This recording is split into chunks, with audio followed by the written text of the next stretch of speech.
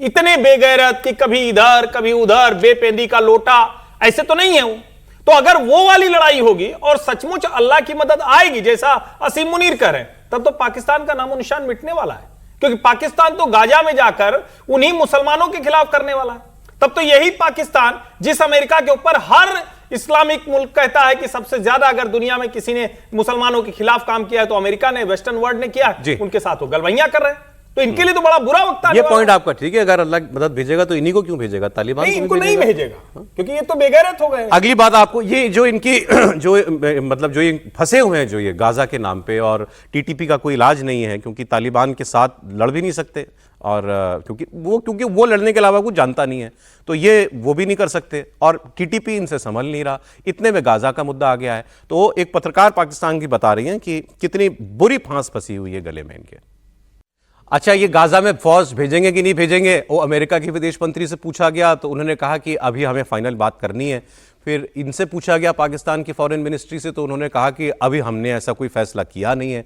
तो अगले इन्हीं के पत्रकार कह रहे हैं, अपनी सरकार से कह रहे हैं कि भाई ये इतना मुश्किल काम है क्या, तुम्हें नहीं भेजना तो सीधे बोलो कि भाई अमेरिका को सीधे जाके साफ साफ कह दो कि हम ये काम नहीं कर सकते आपके लिए, हम हमास के साथ नहीं लड़ेंगे, हम मुसलमान के खिलाफ अपनी बंदूक नहीं उठाएंगे, साफ साफ कह दो।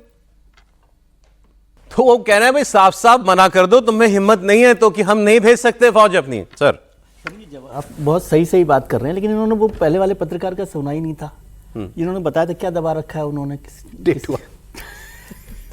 समझिए ना, तो जब टेटुआ दबा रखा है तो कैसे बोलेंगे मुनीर साहब, सांस रुक जाती है। कैसे दीजिए कहाँ होता है, अलग से आप गुरुजी कैसे बोल सकते हैं मुनीर साहब, वहां पर फंसे हुए हैं इतना आसानी से। वैसे उन्होंने अच्छा कहा कि भाई साफियों के सामने मत बोले, वहां पर कोई सवाल पूछ लेगा तो वीडियो पैगाम दे दे, लेकिन मुश्किल में है।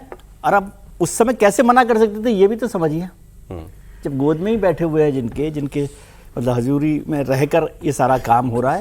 लेकिन मेरे को पिछले वाले बयान पर भी कुछ बोलना है, मुझे आसिम मुनीर के बयान पर कि वो केवल राहुल गांधी जी को बदनाम करने के लिए क्या इस तरह का बयान दे रहे हैं, क्योंकि राहुल गांधी जी नहीं मानते कि भाई पाकिस्तान की वो क्या हुई थी, हजामत हो गई या जो भी हालत खराब कर दी है, दहशतगर्दी से।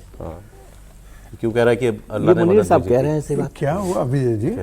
नहीं मतलब मेरे को याद आई बात कि भाई ये तो इस तरह की एक साजिशन भी तो हो सकती है। ऐसा नहीं है, मैं बता, विजय जी अभी भी मेरे लेफ्ट में ही है और रागी जी अभी भी राइट में ही है। नहीं, लेकिन मैं ये कह रहा हूँ क्या फिर भी विजय जी को बात जो याद आई वो मैंने बोला। मैं कह रहा हूँ क्या सिर्फ आप इसमें जो बात समझ में आती, हाँ हमें याद आ गई बात, अच्छा सुनिए, नहीं याद है उनको, लग रहा है भाई कि राहुल जी। वैसे इस पर एक बात आपको, ये फैक्ट है, मुझे तो जो ज्यादा पुराने लोग हैं उनको याद भी होगा, सॉरी सर, कि जब एक